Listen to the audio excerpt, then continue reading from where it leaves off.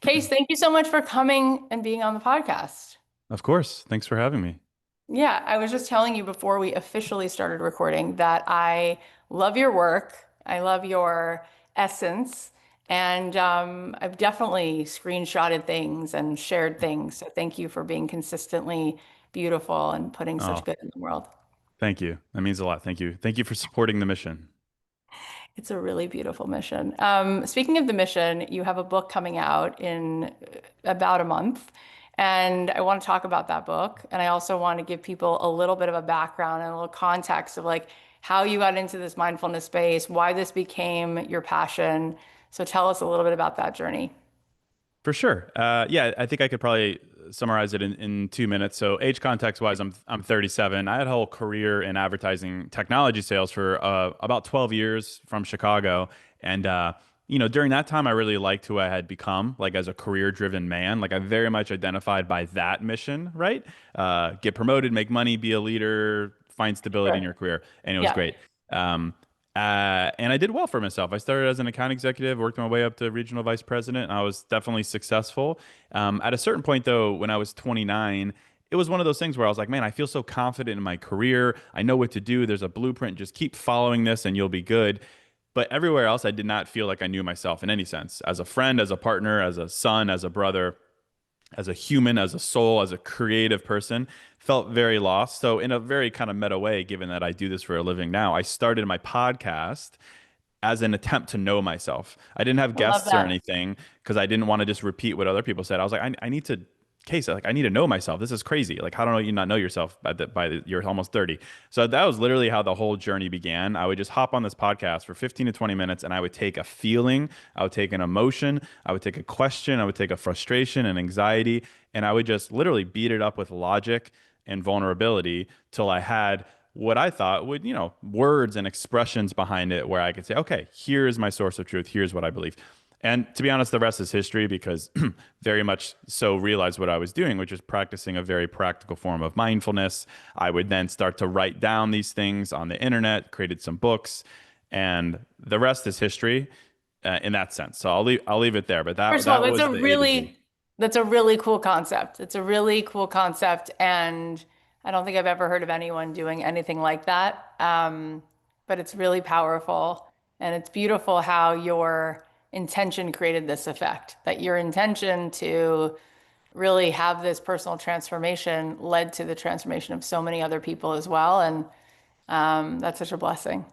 Well, thank you. Yeah, I mean, I think it certainly is what has kept me going because I mean, I've done the podcast for 7 years. I had been writing before that online in various forms, but I was like, I am going to do the most vulnerable thing I can. I'm going to step out there and I even started to in like the most hyperbolic way. I was like, I'm going to share my feelings for a living. That's what I'm going to do because I felt like I wasn't before. And then, the more I have done it and the more I do it, the mission for me has clarified very, very much so is that the result of all this introspection has been allowing myself to be more optimistic because I felt very stuck and I used to be kind of unfair to myself, judgmental wise. And I was like, mindfulness as a conduit to be more optimistic in life, sharing your feelings to be more optimistic in life, mindfulness as a way to believe that things can change for the better, and then using language specifically to express that fits me perfectly. Like, and Yeah. it all makes sense too, because in college I majored in Chinese and Arabic. I've studied Hindi and Urdu. I've always been a weird language guy, despite how pale and Midwestern I look. And I was like, it all makes sense now. Like, why have I always felt such a draw to language? And now it makes sense, right? It takes a long time to figure it out, but now I'm like, oh, this obviously. That's really cool and very singular to you. I don't think I know anybody who adds All that right. composite of things that they're interested in, but it's really neat. I want to ask you this question before we get into the book, which is that I also have been on a journey and studied mindfulness, and I find that a lot of people tend to have a lot of mythology around mindfulness, and Yeah. sometimes believe that mindfulness means stillness Yeah. and Yeah. no thinking and all of this Right. stuff. And what you just sort of laid out, really illustrates a tremendous amount of introspection and verbalizing and journaling, which I'm curious if you can help people understand what does mindfulness mean to you? Yeah. And is it in the purest sense really meant to be you sitting on a mat by yourself for 20 minutes with your breath alone? Or is it something that you have found can actually be manifested through something totally different? Yeah. So this is something that I'm really passionate about because I think 20 something year old Case was very resistant to any concept of mindfulness, whatever form it took. So I'm like, what? Like, I can't touch it. I can't feel it. This can't be something that gets me where I want to go. Right. So, and I'm frankly, I still am that guy a bit. Like, I would say, I would caveat and say there's no wrong or right definitions of mindfulness. However you practice, whatever your habit is, however you go inward, that's amazing. For Sure. me, still the practical, want to touch it and feel it to believe it guy. And I lead these workshops all over the US. For me, mindfulness is very, very simple. It's two things. The first of which I think most of us kind of agree upon and is essential, but the second one is what brings practicality to it. Mindfulness is listening to yourself, right? It's the art of sitting and grounding yourself, feeling what you feel, being non-judgmental of it. It's about present, it's about stillness. Yes. We're in this renaissance of wellness right now where we're very encouraged to do breath work and feel and just ground. Amazing. And see what comes up. Feel what you feel. The second part though is what makes me like energized to just like do. So mindfulness is listening to yourself. Mindfulness, perhaps more importantly, is talking to yourself. So that's the Mm, area that I focus on. We all are capable of feeling emotions, and I think love increasingly that. so we're encouraged Love to do that. that.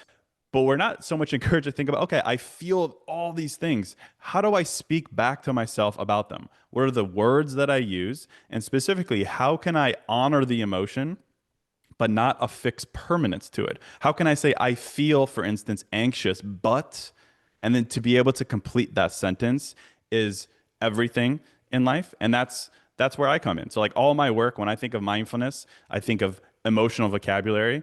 And then back to my original statement, I also think mindfulness is optimism. Optimism being the belief that things can change in life, that you're not stuck.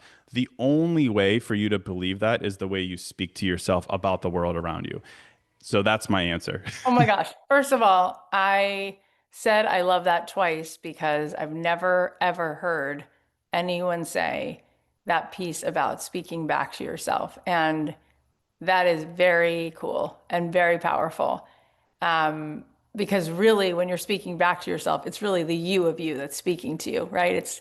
It's not the program running in your mind. It's not this like artificial version of yourself that's speaking anymore. It's you. You become the voice, and that is so huge. I'm just really sitting with that right now.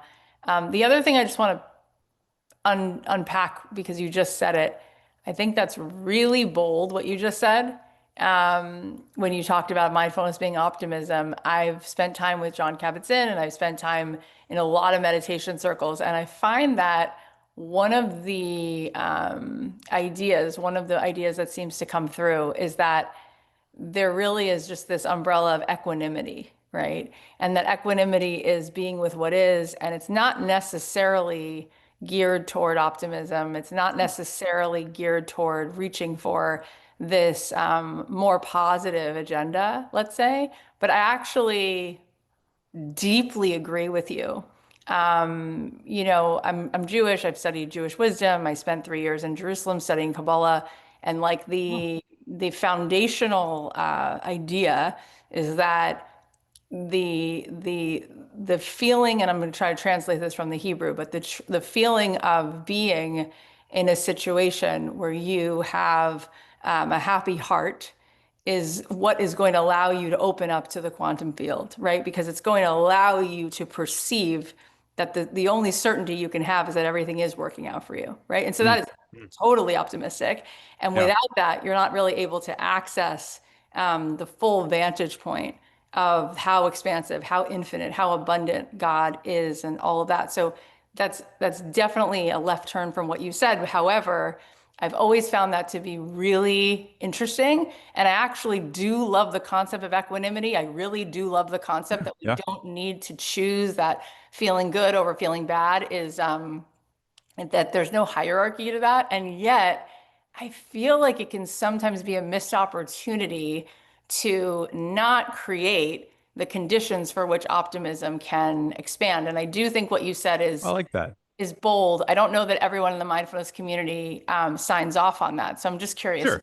Yeah, yeah, yeah. Equanimity is a word that I hear a lot. Kabbalah teachings, hear a lot. I'm friends with David Guillaume, who does a lot of great work there. Like, I like what you just said though, and that's where I try to insert myself in the idea of like making fertile ground for optimism, setting the scene for optimism to blossom, not controlling emotions, not blind toxic Yeah. positivity, but just like, is there a way when we feel a feeling and we accept it and we surrender to it and we practice radical non-judgmentalism of it, if that's a word, can we put words to it that honors it but allows for it to be malleable? Like I like to reference some psychology just to add a little bit of spice to my conversations. But like there was this one study that I read and somewhat recently, it was like in Harvard Business Review or something. It was just basically about the difference of emotional priming with certain words. And it was these social scientists who had these college students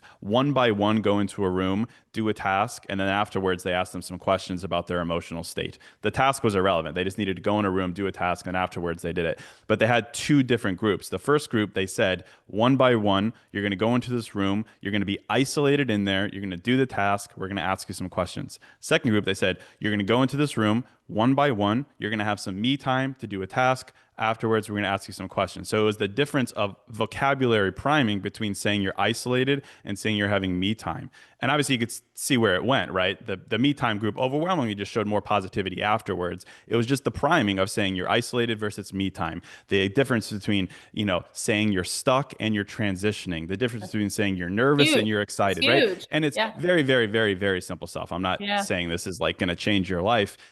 But I kind of do think it's going to change your life, I especially do within too. the context of permanence of emotions. And then also in the day and age of social media, where everyone just reverts to other people's language, like you ask someone how they're feeling, everyone says anxious. And honor the emotion. If you feel anxious, you feel anxious. But anxiousness is a forest term. What are the tree terms? What is the underlying emotion? And is anxious really the right word, or is it overwhelmed or unseen or burned out? Like, let's just think for ourselves a Yeah. little bit to Yeah. find the right language, and hopefully maybe that'll lead to optimism. Yeah. That's No, that's where I like to live.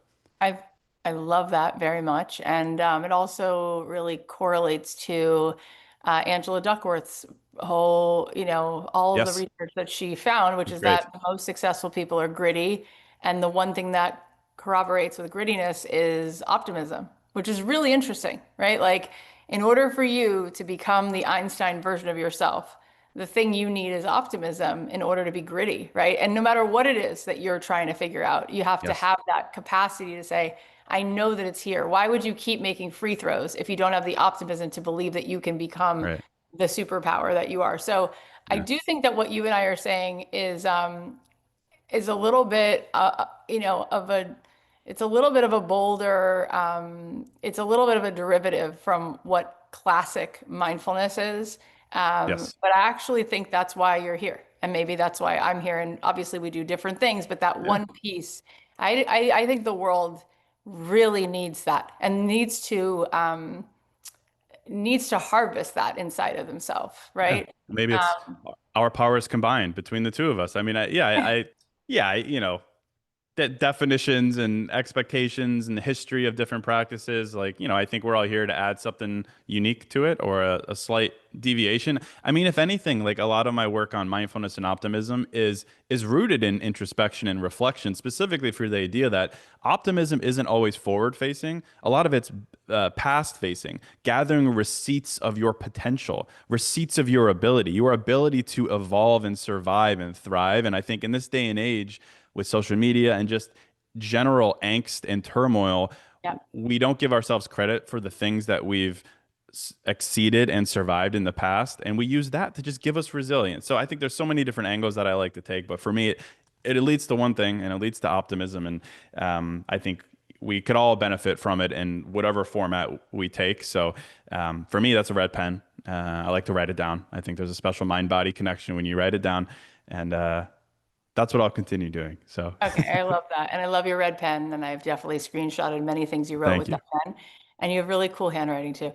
I want to get into your book, but before I do, I also want to just highlight again something that you said, which is really very classic and very much attached to mindfulness, which is non-judgmental, the witnessing of the non-judgmental mind. And I think that that just cannot be said enough. And I want to just highlight it because I think people are constantly judging themselves so much so that they're just not even aware of how often that's happening. And the only way that you can continue to even like gain value from this conversation is by not judging how optimistic you are or how often you need to be more of that. Like just having the grace to look at things as they are and be in a space where you're not judgmental, I think is huge. And you did mention it, but I just wanted to say it again. Now I want to dive into your book, which is coming out, and the title of the book is The Opposite of Settling: How to Get Everything You Want Out of Love and Life Without Losing Your Spark. So let's talk a little bit about this. And then I have a question for you that's actually, again, a little bit of a sometimes could be a controversial thing in the typical sense of mindfulness. But again, I'm All right. bringing it up because I really want to give people permission to have whatever it is that they want. So I'm going to circle back to that question. But first, tell me about why, at this point, because you've written other things, what was happening in your own journey that you wanted to write this book and this message? For sure. So yeah, so my writing certainly mirrors my experience. I wrote a book called Single is Your Superpower in 2020 to basically capture all the things I learned in my late 20s and early 30s being single. Now I'm with my girlfriend, my life partner, and it's taught me a certain thing or two.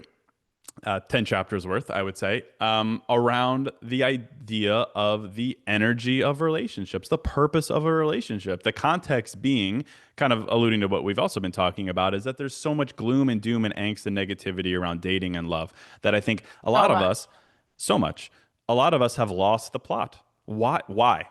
Why are we dating in the first place? What is the purpose of love? And I just feel like within that, there has become this gradual assumption that you're going to lose something, namely your spark, your independence, your ambition. This I to we evolution means a little bit less pizzazz in life, a little bit less adventure in life, and certainly aligned with kids and responsibility, maybe so. But just the sales pitch for love isn't great anymore, Not great. right? It's not a great pitch anymore. Sir, and it's funny too because I originally was going to call the book The Opposite of Settling Down because my whole beef with the sales pitch started with that phrase that we all use, settle down. Your parents, when are you going to settle down? Me, That's a I'm ready weird, to yeah. settle down. And I've thought that's a weird sales pitch. It's got the word down in it. And I know maybe I'm just picking And apart settle. language, Yeah. and I'm like, but that just seems contrary to what I think love should be an amplification, right? It should take your joy, your character, your ambition, your independence, and it should jettison it to the next level. There should not be any energy or practicality of down. And that's what kickstarted this whole conversation. I did a post on Instagram maybe 2 years ago where I was like down, and then I came up with all these examples of what settling up would be, the opposite. And it went somewhat viral in MySpace, had a couple 100,000 likes. I was like, man, I think people really feel this. So I wrote the book from the perspective of the right relationship helps you become more of yourself. And to know what that looks like, you have to know yourself. You have to know what your spark is. You have to know that inner essence of yourself so that you could say, does this person make it less? Do they amplify it? So really, yeah, that was the idea. It's not a book about dating rules or how or who am I to say how to find the right person. I try to stay away from, therapy language and this and that, and just try to help people speak to themselves about the purpose of relationships in a way that reinvigorates them to be patient, to be more diligent, and to be more excited in lieu of the old sales pitch. Yeah, that's really powerful. That's definitely something that's very much needed. And I also want to get into this with you because I do think that even well-meaning, well-intentioned people can begin relationships and begin them with the right intention, and they do lose themselves. And they do wind up being in a state where they are not thriving. And it's not because they're not wanting to do what's best or really rolling up their sleeves to do the work. It's because it's so insidious, the old programming, and it's so easy to walk back into places where you become codependent Yeah. and there's no two ways about it. You definitely lose yourself, and you're not serving you or your partner. Right. And it's very easy to do that and then blame the relationship and then be in that exact same situation again. So what have you learned vis-a-vis all of that? And what would be some of your guidance that you kind of share in the book that could help us to navigate that better? Yeah. Well, I think to your wording, the intention is everything. And I've spent a lot of time over the years talking to people and probing and just trying to understand other people in addition to myself of the why. Why are you dating? And you get a lot of different answers to that. They're not always poetic. You get some people with some really well thought out answers, but a lot of the answers are from, whether they dress it up in language that reflects this or not, are from a mindset of scarcity, of fear. And that translates into what I think is a really powerless intention to date with, which is people are dating to be liked instead of dating to be seen. The idea of being seen, of course, is a lofty self-help term, but for me, that's the lens through which to look at a relationship. Like, does a partner appreciate all the elements of yourself that you've put work into, and do they amplify it? Versus, are you dating for validation out of scarcity, bloomed up to the idea of, are you just dating to be liked by someone? Because that's a universal feeling that who wouldn't want to be liked?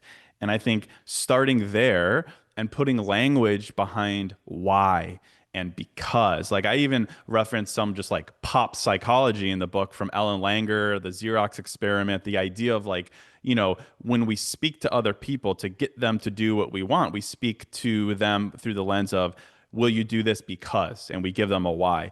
We don't really speak to ourselves in that way, right? It's especially with love, it comes down to, I need this. I want this. I have to have this. And again, fine, fine, fine. But the thing that's going to give you a barometer to judge a healthy relationship or not is going to be the why. It's going to be that, can you look at a partnership through the lens of seen and amplification versus fear and scarcity? And these are just words that, again, we're throwing around, but I get very practical about it. That's the mindset shift that I think could really bring us home. And I think it could really help us connect to ourselves. And I talk in the book about how shared weirdness and non-conformity is the thing.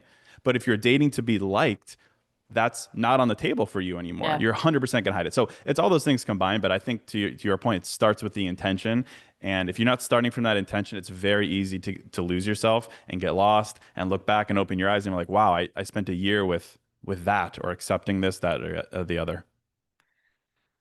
Yeah, that's really fascinating and it's very empowering. I think I'm sure you're friends with Mark Groves or you know Mark because Of course.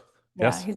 he's a good friend of mine Yes. also. Oh, And I love feel Mark. like oh, he's such a gem of a person, but I feel like he is so unique in many ways. But one of the things that he said to me once that it just cracked me open is that, and he's done this in his own relationship, is you know, the idea of liberation being a two-way street, right? The idea that like when you're in a relationship, your assignment is to be truthful, right? And when you're willing to not necessarily be liked, but you're willing to be honest, you create a situation where you can liberate both people. But most people in relationships believe as though that's not on the table. So what Yeah. happens is you start to create a version of yourself that's not 100% liberated because you're trying to keep the relationship versus keep yourself, right? And when you're willing to Mm. let go of needing, right? As you were saying, like I need this. Yeah. When you're Yeah. willing to let go of that and the real goal becomes needing to constantly walk the path of whatever is your highest and best self, you have grace for however the person's going to respond and Yes. you love them and yourself enough to have real honesty in the relationship, which means that that relationship might last a season or it might last 10 seasons. Yeah. And then it still might have been the very best thing you could have possibly both done. It wasn't a failure. It was like exactly what you both needed to get to the next place. And it no longer serves either of these souls. We do not live in a society that has this conversation. In fact, I think it's Oh. going to change drastically, but what I find now that I'm almost 10 years older than you, I'm 46. I just had a birthday. I Huh. find that all of my friends, without exception, except for maybe like one, but I think all of my friends who we all got married in our early 30s found ourselves in situations where we were we had like an Instagram version of our relationship and then what our relationship really was. And there was a Mhm. lot of like friendship and goodness in the relationship, but there was no more of this like actualized, bold, honest, liberated self for either person. And as if that was like the expectation of the world that you should just continue in that state. And so a year ago, my father Mhm. passed away, and it was such a big eruption, right, to lose a parent Mhm. that a month after that, I said to my husband, who's like my best friend, I was like, this person who was his daughter, she's gone because he's gone. And the person who was in this relationship with you, she's also gone. And so we're going to separate because we've become best friends, which we always were, but we're really friends. And so we separated a year ago, and we have now we're like really alive and honest with each other. And Yeah. he Wow. really is my like best friend, and I want the best for him and he wants the best for me. And people are like, "Are you guys okay?" And I'm like, "I don't know if you're okay. Like, I don't know what you've Yeah. been doing, but like, if someone would have told me that the name of the game was the liberation of everyone around, including myself, I probably would have done this years ago, but instead felt like the expectation was the guilt and the shame and the way in which it has to fit into a box for society, Yeah. which didn't serve my children or either of us. So why is that okay? It's Yeah. terrible. Wow. Well, I'd love to unpack that because I mean, to me, a lot of that resonates with what I see. I see a lot, and it supports the idea of optimistic reflection of relationships and the future or not. Like we're in this era where so many people are so quick to villainize a relationship unless it is the perfect one, unless it you get married and your soulmates. Like I have a lot in the book about like can you look back on a relationship that ended and appreciate some of its good parts and to not be this like winners and losers mentality and to have a sense Sure. of that was a good memory and controversial opinion perhaps, but like I think a major purpose of life is to give love and hope you receive it, but you gave love and you gave appreciation, and that's So still sweet. a massively important thing. And Yeah. to cast that aside as a mistake unless it was returned permanently, Ridiculous. I think is a crazy lapse of judgment. And then also to like what you were saying, yeah, I mean, and to your reference to Mark as well, it's like the whole like to find a healthy relationship, be in a right relationship, like you have to know your essence. I've referenced the work of James Hillman, The Soul's Code, which is, basically his philosophical idea that like inside all of us, we have an internal essence compass. It's guidance towards the thing that we are meant to do and be and our essence. And, he references it as an acorn, right? And when you plant an acorn, it becomes an oak tree. You can't plant an acorn and expect it to become a banana tree or a tomato plant. It just doesn't work that way. And we spend so much of our life resisting our essence through very valid things, right? Pressure and expectation and trauma and all these different things. But eventually, you come to the recognition that that essence needs to be lived and celebrated in whatever practical format that is. And unless we have our finger on that compass, are a little bit lost. And that's why we need to come back to that time and time again and look at love as supporting that essence, certainly not replacing it, dating from it, not, looking for a replacement of it. So, yeah, I mean, I think all these topics are very much intrinsically connected of the self and the relationship. And I think we're skipping that step in light of rules and this and Yeah. that. I think just coming back to it can be helpful. Yeah, I'm really appreciating this conversation. And I think these are the things that we don't have enough conversations about this. I mean, there's a lot of conversations about how to build a sales funnel and how to become an entrepreneur. There's not enough Yeah. conversations about how to actualize your well-being. Right. And one of the things I told you earlier, I wanted to circle back to, which is a little bit, again, controversial to the classic idea of mindfulness. And I think it's really, really essential, especially for my listeners who are such well-meaning human beings. Um, there's this concept of desire being a pretty challenging idea. Okay. So, Mm. like in Buddhism, which a lot of mindfulness comes from that, Yep. the idea of desire is like the thing that you need to look out for and squish, right? Right, right, right. And this the whole concept of like getting everything that you want. Okay. So, most of my audience, I'd say 90% are women who are just kind and cool and awesome parts of society and have been told that they should just be grateful for what they have, right? And this idea of having the audacity to desire something more is actually in conflict with what the world has asked you to do. And there are places where you can definitely find evidence that you are meant to quell your desire and just find the gratitude and find the gratitude and find the gratitude. Now, that is actually something to Mm. keep in balance for sure. And at the same time, right, and I just reference back, studying Judaism and Kabbalah my whole life, because desire itself is a divine instruction for you to then grow a bigger vessel, right? Like desire is actually like the Jewish approach is like, no, no, no. Desire is a compass that is asking for you to activate in you what is going to allow you to expand your life, right? You're actually supposed to wake up with the desire of a lion every single day, that there's so much desire in you, a desire Yeah. for how you want to grow and create and build and turn your thoughts into things, so much of that. But there's this huge pandemic across the world for people to say, this is my guilty obsession, is this thought that won't leave me alone of what I really want in a relationship or what I really want out of my life. And I really should probably just turn that off because hearing that voice is inconvenient, right?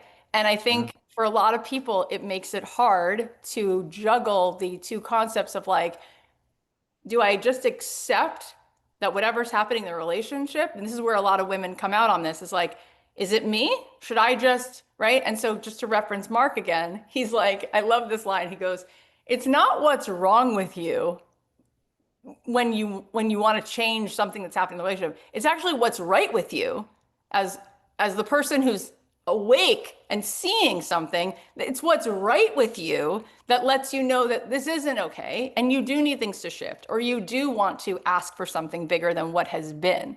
But do you see my question around Yeah. why we've been taught that the euphoric state will come when you just teach yourself that the settling was actually the mission because there's so many places to find the gratitude for what was, that it's actually a danger to you to keep thinking that you can have what you want. And if you could just let go of that, you could find the Yeah. happiest life ever. Wow. Well, I think we could probably talk an hour about that because this certainly encompasses more than just relationships, right? Like I have a chapter in the book talking about like we should expand our definition of love. Like we have confined love to relationships as the only way to say like this is love. It's validated because it's given and it's returned. And of course, ideally, yes, but there is many different kinds of love. There's love of self, there's love of art, there's love of music, there's love of giving, there's love of creation. There's all these different kinds of love, and I think that's also important to bring into the conversation. I also think the idea of yeah, yeah. I'm not too sure who's writing the rules on this idea of, wrong to desire certain things. I think it's wrong when you desire the thing in order for you to feel worthy. I think when that's the conversation, it's slightly different. But desire that's born from the idea of like reciprocity, I don't think can ever be a bad thing. That is when it's born from what you're willing to do, the things that you're willing to give, the energy you're willing to put out, and to expect that in return. And then anecdotally, and it was the reason I wrote the book Single is Your Superpower many years ago, because one of my favorite former pastimes when I was just kind of getting into expressing myself was to ask older generations questions like 60 plus. And I asked a lot of questions around relationships. What do you regret? And I heard, I've done this hundreds of times, and I always heard so many answers around I regret jumping into this relationship, settling here, having kids too early, doing this all within the confines of a relationship. I never once heard anyone say I regret being single for XYZ too long or anything like that. And I always thought that was such an interesting anecdote about the Yes. power of patience and like the idea that you have faith in yourself and your essence and what you give. And you have a standard that says, well, I deserve to receive an equivalent in return. Patience then is a reflection of faith in that being true. And I think those combined for me push back against the idea of surrender and a lowering and accepting a little bit. I think those two ideas certainly can live in harmony, but again, I live in the practical of, how should we judge ourselves in the face of our quote high standards, right? This is the question. Am I being too picky? Am I this? Am I that? Yeah. And there's so many different ways to break that down. For me, if I just like had to think as practical as possible, it's through the lens of reciprocity. If you are willing to sacrifice and give and love, and you're willing to be the first one to do that, we're not doing this weird, Mhm. whoever cares first loses, I only match energy. Then I say you are somewhat rare for one, and you're holding yourself to the same standard that you expect to receive for two. So for then, I don't see a problem with having a standard rooted in desire of reciprocity. I think that that is so powerful for the women who listen to this show to hear and to rewind and hear again, because I do think more often than not, women in particular find themselves depleted and overgiving and overfunctioning. And Yeah. I don't see a lot of women who have true reciprocity in any area of their life. And nobody gets the award for most depleted at the end of your life. And it's almost as though you were taught to be good and pleasing. So the feeling of really being satiated and having real reciprocity is not familiar. And so you then make yourself wrong when you want it. But what I have seen is that when you come from a place, like you said, of being willing to do all of this energetic output and you're asking for that standard in return, if you really hold that standard, I have seen partners rise to that occasion. Yeah. And that is something that you need to, if you're willing to put the standard there and you are that kind and that generous yourself, I have seen when you hold that and you're unavailable for what isn't that, I have seen people change. And I think that's an And important permission slip. I think it's so important because I think we're almost tripping over our own feet there in light of like certain weird cultural, social expectations. Back to what I was saying, not to repeat myself, but this idea that I see a lot of like younger millennial Gen Z women buying into this like protect yourself by caring less. And we define caring in different ways, but like what you just said about reciprocity, it's like a lot of times we wait for the lens of reciprocity because reciprocity is the ultimate lens to look at your relationship, but we wait for that lens to present itself by having that energy of I care less, I only match. And I think it's a weird self-preservation tactic where we've been hurt in the past because we gave it wasn't returned and it hurt us. And then we say moving forward, well, I'm not going to give them love until they give me love and I make sure we're on the same page. And all aside of like what a weird passive Yeah. emotionless way to live. And again, in the regards of like giving love is a purpose, I think most practically speaking, like if you want to get to the lens of reciprocity, if you want to create clarity for yourself instead of hoping that they give it to you, you give first, you try first, you're most energetic first, and you're collecting information. You're collecting data to then say, okay, are they on the level? I am creating the lens for myself as opposed to waiting for them. And I think, and it's men and women for sure, but I see more women, at least on social media, buy into this idea of like, all right, you lead, you set the standard, and I just think Yeah. it's setting yourself up for 6 months of limbo until you Yeah. finally get the lens of reciprocity, and then you're like, what am I doing? So I very Yeah. much agree with you. I know. I think that that's a really powerful way to just show up in a relationship is to be willing to give your best and shoot your shot. And at the same time, know that it is not too much to ask for, that this is what you expect in return. And then people get to make their own decisions. And you made yours and you showed up and you gave your best and you expect it back. And then whatever happens from there, that's a it's a different it's a different place to be Yeah. standing. What I think is, and I don't Yeah. know if you want to speak to this, but I'm sure a lot of your audience is also not dissimilar to my audience. Probably you have a lot of women who follow you as well, who are Yes. similar kind of women. And I think what's added to the equation now is that a lot of these women can support themselves. A lot Yeah. of these women have, big goals, big dreams, and then now they're finding themselves in relationships where they're also the breadwinner, right? They're also functioning in a way where there's so many aspects to where there isn't reciprocity. And it makes a lot of women say, so why do I need to be in a relationship? Right.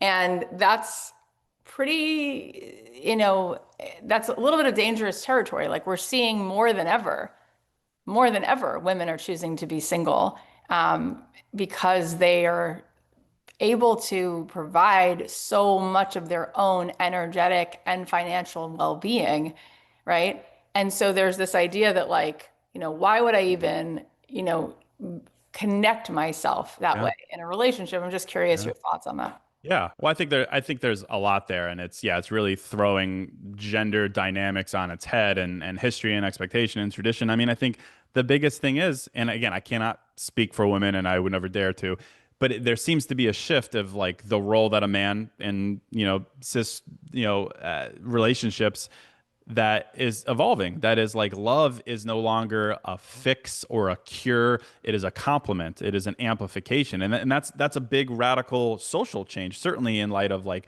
financial earnings and Totally. security. So like Very there's a new. lot there that I'm not smart enough to touch. And I think that's amazing. That's great. I think it's giving women power to be more selective and patient in the process.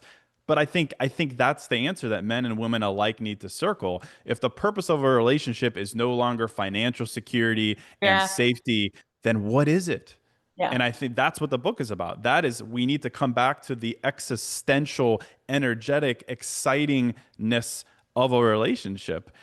And like, not to oversimplify, but I have a whole chapter in the book about how the purpose of a relationship is playfulness. When did we lose sight of the plot that to be alive is to be playful? We've gotten so serious in the pursuit of love because it is a serious endeavor. It's a large, purposeful endeavor, but like shared weirdness and playfulness, for me, at least in my relationship, we are, and I like kind of cringe now that I wrote it, but like, I'm like, we are two silly gooses. And that is our purpose. And that is what helps us get more out of life collectively and individually. And it's a return to some of the ideas that you see play out in adolescence. The idea there's something called the dependency paradox in childhood, which is the closer the relationship, the more independent a child is willing to be. It's the same in an adult relationship. The closer you are, the more independent, ambitious, and soulfully independent you should be empowered to be. All those things combined, I think, should give us some thought to think outside of the ideas of financial independence and security and stability, to think to some of these more rooted things that maybe we've lost sight of. And I don't have the answer for everyone. I think these are the questions I that we need to love, ask. I love what you just said. And it is so it's so unusual in the conversations I have around relationships. And, so often when people are making their quote unquote lists or they Oh, are going out on dates and coming up with the questions that they're asking, the questions they're asking they're not about playfulness and silliness. no, They're no. they're not like send me your favorite GIF and what was your favorite episode of The Uh, Office? Where would you love to travel? And like, what's your favorite boba? It's more like, do you want to have kids? Where do you want to live? What's your, uh, like it's so cool what you just said because it gave me, like a boost just to like think mm, about and it reminded me of like my first relationship like at sleepaway camp, when I was a kid and like all that was like inside jokes and like that relationship added so much fun and joy to my life because that's what it was at that point, right? It wasn't yeah, supposed to be about, it's not a yeah, business function, right? It's not, when you get married in Jewish law, you sign a ketubah, which is like a whole thing about all the things that you promise each other. I mean, it's a business. It's a lot of yeah, things. It's yeah. it's a lot. It's a lot of things, and none of it really is what you just said about being two silly gooses. And it is absolutely adorable. And I want to ask you this one last thing, which is, I just took my daughters to Italy, which was really fun, and we Oh, went around Lake Como and Milan, and then we like came beautiful. back. It was really beautiful. And I noticed there were so many people in relationships, whether they were at the airport or at a local, restaurant sitting together. And it might have been me just looking for the evidence of this, but I think it was also somewhat true. Just people just seem really unhappy in relationships. Like they're either Mm, sitting at a restaurant not talking, or my daughters were pointing out a few times where people were bickering, right? mm, And I thought to myself, oh my God, I'm so happy I'm not in that right now. Like I'm so yeah, happy that I get to be in Lake Como and I'm having a blast because I'm not feeling, sometimes you feel lonelier sitting next to someone than you feel by yourself, 100% that, I feel that. So I would love to hear your take on, do you think that most people are sitting there having the best time when they're out to dinner, in their relationship? Or do you think that there's a lot of room to improve and to grow and to reconfigure the way people, whether it starts in choosing the relationship or once they're in the relationship, how to re-engage and create that aliveness again? Yeah. Well, I mean, I think yes. I think it all starts with who you choose. Of course, your partner that you chose. Did you choose them from the fear of being alone and this is good enough, and you didn't really take a look at the deep compatibility there? I think beyond that, though, and I referenced some of the classics in the book, like the Gottmans. Like, what keeps a Love them. relationship strong? And the answer is bids for connection, emotional bids for connection. How do you relate to another person? On date one and date 1000. I think on date 1000, we've lost sight of this idea of bids for connection. And no shock here, the one that I circle in the book for bids for connection is shared humor and playfulness. Like, we just stopped trying in a sense. I mean, and, again, I've been dating my girlfriend for 3 years. And I'm can't be like I've been in a relationship with her for 20 years, and here's what keeps the relationship alive. I can't speak to that. Ask me in 20 years, and I will be able to. But there is a matter of effort that I think we lose, especially in regard to this idea of bids for connection. Like, and there's so many different ones. There's ones physical, just touch. There's curiosity, asking about a day, genuinely wanting to hear it. There's shared and created humor, not to touch that too much, but there's a big difference between laughing at your partner's jokes versus creating jokes together. There's a study I referenced in the book about the power of created and shared humorous experiences, not just like ping-ponging back, but just like actually creating it together. Where's the energy? Where's the effort to actually do that? I think is essential, and we've lost sight of that. So I think between those two things, maybe there's an answer there. It certainly all starts with who you chose and why you chose them. Was it for to check the box? Was it because you were scared of starting over? I live in Miami. There's a lot of relationships born of financial exchange here, and that's fine and go off. But are we thinking 10 years down the road? Yeah. Perhaps not. So, yeah, I would say that. This is so reinvigorating. I really, really love it. And I'm really grateful that you're doing this work and sharing it in this way and Thank you. reminding us what it's all about and what is the essence of why we're doing this. And I think so many people will be so well served. So tell everybody where they can get the book and where they can follow you. Thank you so much, by the way. I think we could really jam. We're like yin and yang to two different sides of the coin, and they're peanut butter and jelly sandwich. Thank you. Yeah, the book is You're called welcome. The Opposite of Settling. You can get it everywhere on August 19th. It's on sale right now if you get it before then. And then, yeah, everything else on Instagram, Case Kenny, or podcast, New Mindset Who Dis, if you want to hear me yap a little bit more on these topics. I love to do that. And then I write them down in short words, and people seem to enjoy it. So I'm very, very grateful for that. And I'll never stop. So keep writing. That's so good. I loved every second of it. I'm so happy that we met, and we're gonna all get the book, and we're gonna all keep following along. And I just relocated from LA to South Florida, so I'm sure our paths will Oh, cross. very cool. They have to. Let's make it happen. Cool. Thank you, Case. Have a beautiful Thank day. Thank you. you, guys. To be continued.